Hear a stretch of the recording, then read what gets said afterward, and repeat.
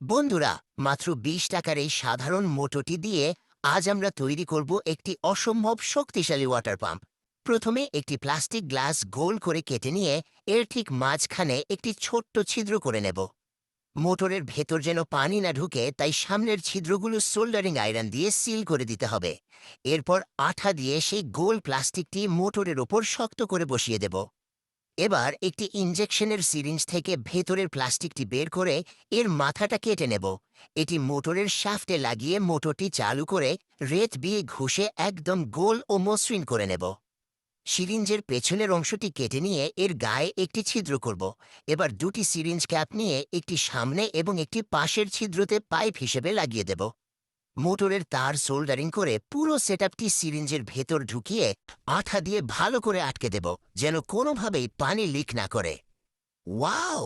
দেখুন বন্ধুরা, কি দুর্দান্ত গতিতে পানি বের হচ্ছে।